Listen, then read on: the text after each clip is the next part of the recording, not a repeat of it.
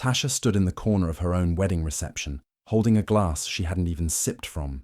The music was loud, the people were laughing, and the lights sparkled, but inside, she felt small. Her dress, handmade by her mother in America, was beautiful, but now she wondered if it was too modern, like everything else about her. Across the room, Chuka, her new husband, was laughing with his sisters. His mother, Mama Ngozi, sat like a queen among her circle of friends, watching Tasha with cold eyes. Tasha had only just sat down to rest when she heard the words, low but sharp. "She can't cook anything without checking Google first," Mama Ngozi said.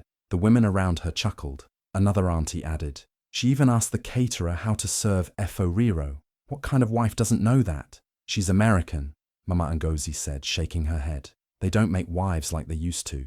She's not fit to carry my son's name." Tasha felt her face flush. She turned away, pretending to check her phone, her fingers shaking. A server passed by with a tray, and she quickly grabbed a drink, just to have something to hold. She had heard things before, whispers, side eyes, polite smiles that felt more like knives. But this was different. This was the first time she heard it said out loud. Her husband didn't say anything. Not when his mother rolled her eyes at Tasha's accent. Not when his cousins asked if she would give up law, now that she's finally a wife. He didn't stand by her. As Chuka laughed again, his arm around his sister's shoulder, Tasha looked at him and realized something terrifying. She didn't know if he ever would. She had come here with hope. She had left her job, her life, everything, just to be here. But what if here was a trap? Her voice shook in her chest as she spoke inside her mind. "I thought love was enough, but love didn't protect me. Love didn't speak for me. Love didn't even see me." The camera inside her heart zoomed out as she watched her life shift. She was in the room, but she wasn't part of it. She was the bride, but they saw her as a mistake. The music got louder, the night moved on, and somewhere deep inside, something in Tasha began to harden, not out of anger, but out of survival. If they thought she wasn't enough, she would show them just how wrong they were. She smiled softly, placed the untouched drink down, and walked back into the crowd. But something had changed. She would not be quiet anymore. Tasha was born in Maryland, in the United States. Her parents were Nigerian, but she grew up far from the culture they left behind. At home, she ate jollof rice and listened to Afro beats. At school, she studied American history and watched Hollywood movies. She never fully fit in.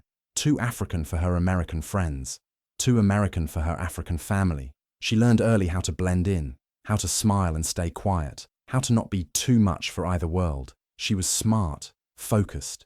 She studied law, passed all her exams, and was ready to take the bar. But then she met Chuka. He was tall, charming, and confident, a Nigerian doing his MBA in the US. He made her feel seen. For the first time, she didn't have to explain who she was. He said all the right things, listened, believed in her, loved her, or so she thought. They dated for 2 years. When he proposed, she didn't hesitate. He wanted to move back to Nigeria and start his life there. She agreed. She thought love meant sacrifice. She thought he'd protect her. She left her future behind. No job, no bar exam, no plan B. She packed her life into 2 suitcases and followed him to Lagos. Everything changed the moment they landed. The house Chuka promised would be just for them was already full, with his mother, 2 younger sisters, a cousin, and even a housemaid who took orders from Mama Ngozi. Every morning, someone reminded her, "You're the wife now, you should be in the kitchen," but no one showed her how. When she tried to help, they mocked her. When she stayed quiet, they called her lazy. When she spoke up, they said she was rude. Mama Ngozi was the hardest. She believed women should be humble, silent, and skilled in all things domestic. Tasha didn't fit that mold. She was independent, educated. She had her own dreams. That made her dangerous. At first, Chuka defended her, but only when they were alone. In front of his family, he changed. He laughed at their jokes, shrugged off her pain, told her to give it time, but time only made it worse. Tasha began to lose herself. She stopped wearing makeup. She stopped calling her friends. She deleted her LinkedIn.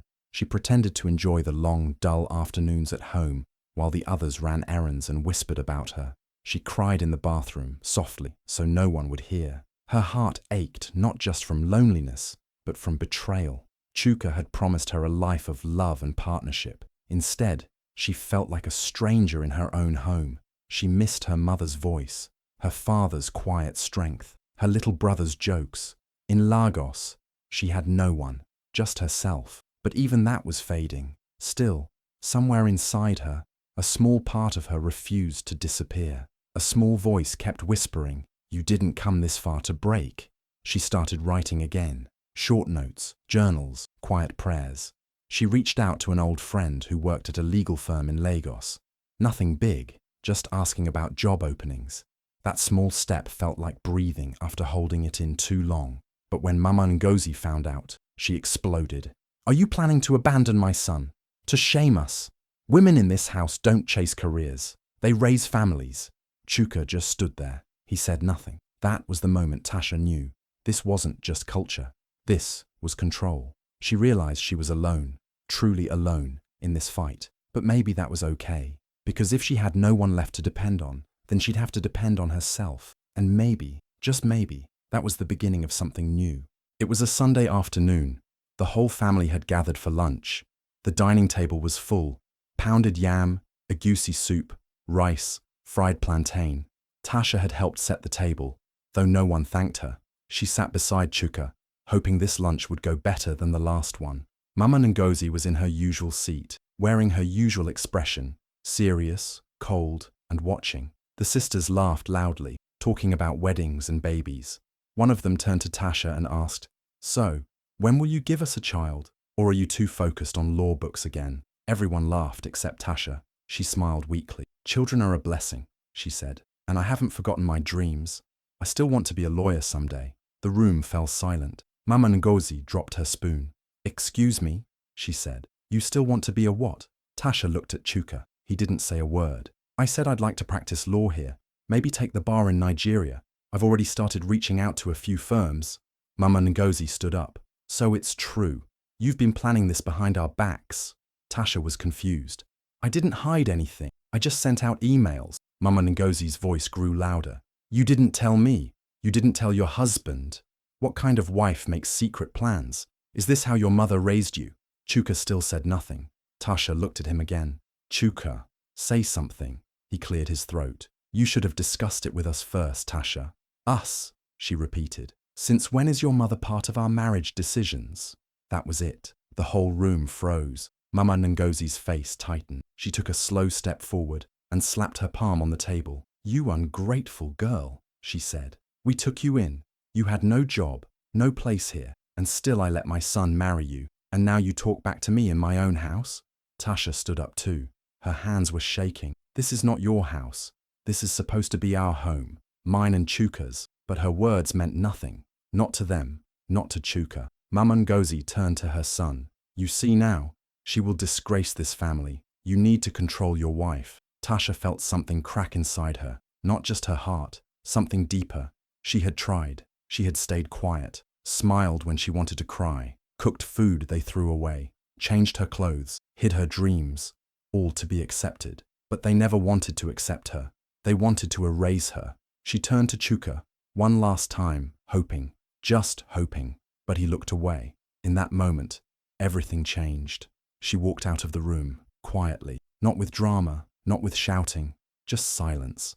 Upstairs, she sat on the edge of the bed they shared. Her eyes burned, but she didn't cry. Not this time. She picked up her phone and opened her email. She had received a reply that morning from a small law firm in Lagos. They wanted to meet her next week. Her fingers hovered over the screen. Then she replied, "Yes, I'll be there. No more hiding. No more waiting." Something had started, and this time, she wasn't backing down. The days after the family lunch were quiet, but not in a good way. It was the kind of quiet that felt heavy, like something was always watching her, like something bad was waiting to happen. Tasha stopped trying to talk to Chuka. Every time she tried, he acted like he was too busy or too tired. He avoided eye contact. He slept on the far side of the bed. He left early in the mornings and came home late at night. At first, Tasha thought maybe he just needed time. Maybe he was confused, caught between his wife and his mother. But days turned into weeks, and it became clear he had already chosen. One afternoon, Tasha found Mama Ngozi sitting in the living room with Chuka's sisters. They were laughing, but the moment Tasha entered, the room went quiet. Mama Ngozi looked up and said, "Ah, the lawyer is here. Or should we say, the runaway wife?" The sisters giggled. Tasha didn't respond. She just walked past them. She had learned not to fight every comment. Some battles weren't worth it. But later that evening, something worse happened. She found her laptop open in the kitchen. Her emails were up on the screen. She never left her laptop like that. Her stomach dropped. She had emailed the law firm again just that morning about the interview and her possible start date. Mama Ngozi walked in with a smile too sweet to be real. "You should be careful what you leave open, my dear. This is not America. Here, families protect their name. A working wife is one thing, but a disobedient one? That's shameful." Tasha felt heat rise in her chest. "You had no right to read my emails. Then don't leave them open," she replied. "And don't be foolish. You think a job will save you? You're still in my son's house." That night, Tasha confronted Chuka again. "Your mother read my emails. She's trying to block my job offer." Chuka didn't even look up from his phone. "She told me. You shouldn't have gone behind her back." "I didn't go behind anyone. I made a choice for myself." "You're making trouble, Tasha. This is not how things work here." She sat down beside him. "And what about us, Chuka? Don't we make decisions together?" He shook his head. "You're not the woman I married. You've changed." Tasha laughed a little, bitter and tired. I'm just not pretending anymore." That was the beginning of the end. After that, Mama Ngozi became even colder. She stopped talking to Tasha, unless it was to give an order. The sisters started entering her room without knocking. Her clothes started going missing. Her phone once disappeared for a full day and reappeared like nothing had happened. Tasha stopped eating dinner with the family. She ate alone in her room. She started spending more time outside, at cafes, walking in the park, or just sitting in the car for hours. Anywhere felt better than that house. Then one day, she came home and found her things packed into bags at the foot of the stairs. "What is this?" she asked, voice shaking. Mama Ngozi stood beside the bags. "You said you wanted to work, so go and work. You clearly don't want to be part of this family anymore." Chuka came down the stairs, calm as ever. "I think it's best if you go stay with a friend for a while," he said. "Let's take space." Tasha looked at him in disbelief. "You're kicking me out?" "I'm asking for space," he said again. "No," she whispered. "You're choosing them over me." There was no shouting, no fight, just silence and pain. She picked up the bags, walked out the door, and called a taxi. That night she slept on the couch at a friend's apartment. She stared at the ceiling and let the tears fall. For the first time, she had no more energy to hold them in. Everything she had given up, her career, her country, her safety, had been thrown back in her face. They didn't just reject her, they pushed her out. But in that same pain, something stronger began to grow. She realized they had taken everything, except her voice, except her mind, except her will. The next morning, she got up early and went to the interview. She wore the one good blazer she had left, brushed her hair, and looked in the mirror.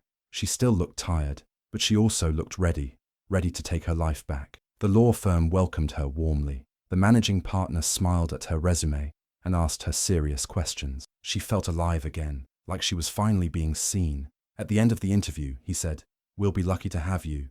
That night, alone in a small guest room her friend offered, she opened her laptop and sent an email back. "Thank you, I accept the position." She looked around the tiny room, her new reality. No husband, no house, no family, but for the first time in months, she felt peace, because now she had herself, and that was enough to begin again.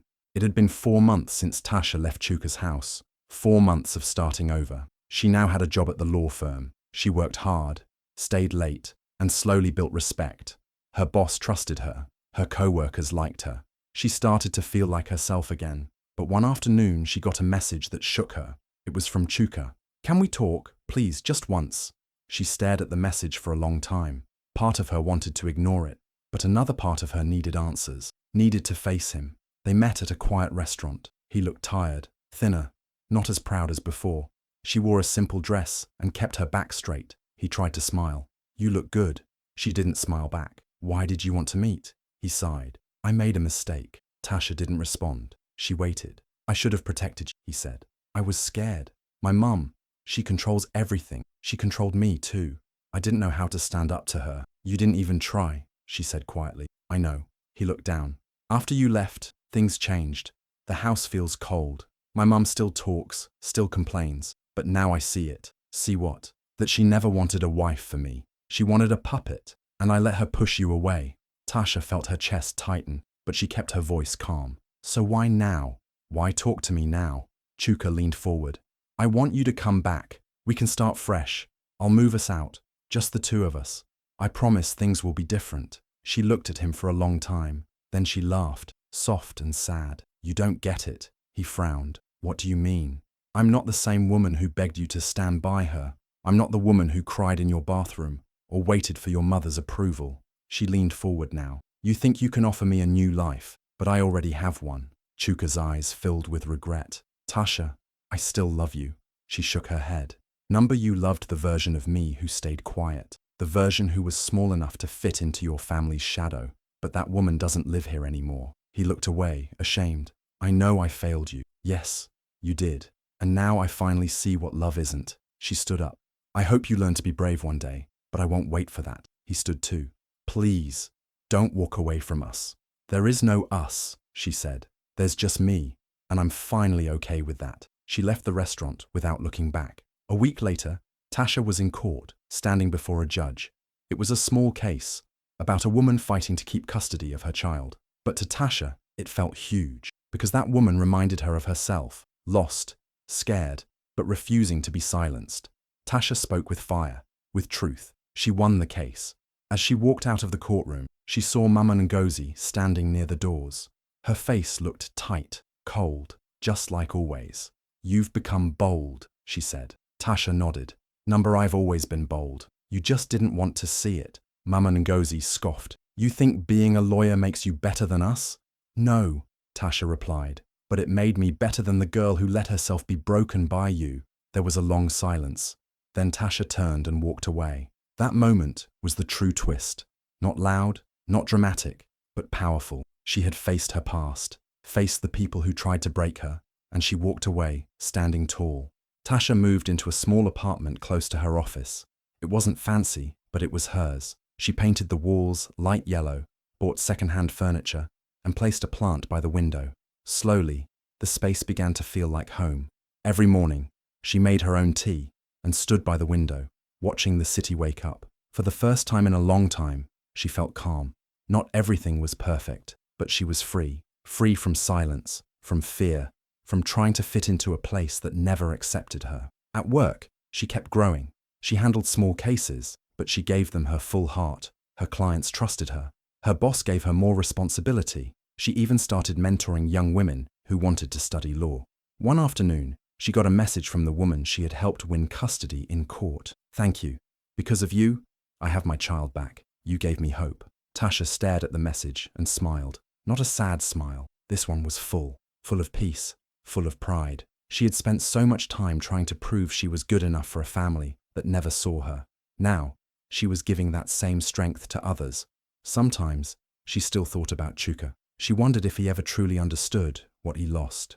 She never blocked his number, but he stopped messaging. That was okay. Some things are better left behind. One weekend, she visited her parents in Maryland. Her mother hugged her tight. Her father placed a hand on her shoulder and said, "We're proud of you, Tasha." She smiled, truly smiled, and whispered, "I'm proud of me too." Later that night, she sat at the kitchen table, flipping through an old notebook where she used to write down dreams. On one page, she had written, "To become a lawyer, to be loved, to belong." She crossed out the second one gently, then added a new line under it, "To belong to myself." She had learned something deep. She didn't need anyone's approval to be a good woman. She didn't need to shrink to be loved. She didn't need to suffer to be accepted. She only needed to be honest, to be brave, and to never forget who she was. She had walked through fire and came out stronger, and now she wasn't looking back. It was a quiet Sunday morning. The sun was soft, and the streets outside were still.